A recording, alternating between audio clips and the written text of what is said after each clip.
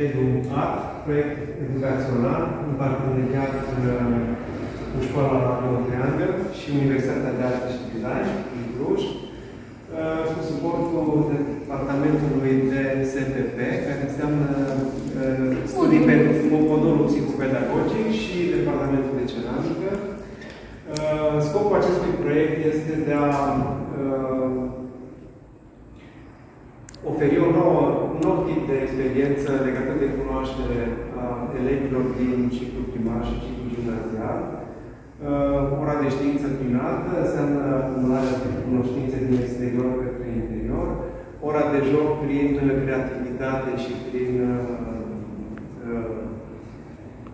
experiențe de introspecție și de autocunoaștere înseamnă o căutare a cunoașterii în interior și în felul acesta se îmbină cele două direcții care trebuie să fie complementare în învățământ, cea de conexiune cu exteriorul, dar și de conexiune cu propria ființă, de înțelegere a propriilor tendințe și preferințe, de ce nu.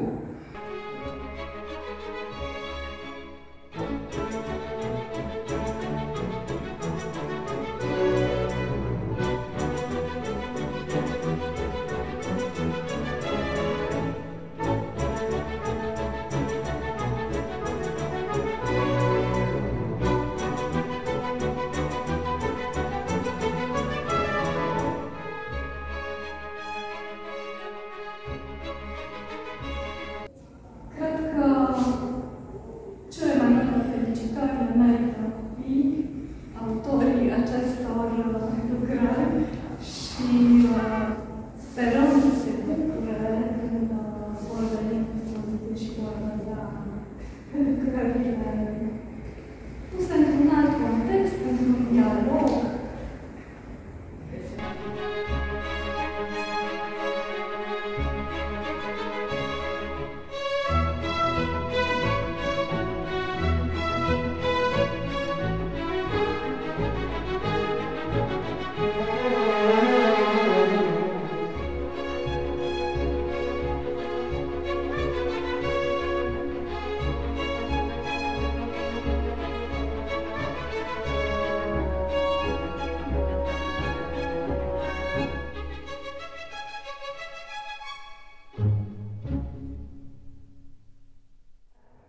Nu m-aș fi gândit că o colaborare între universitate, cu nivelul de preuniversitar, gimnaziu, primar, poate să dea rezultate atât de bune.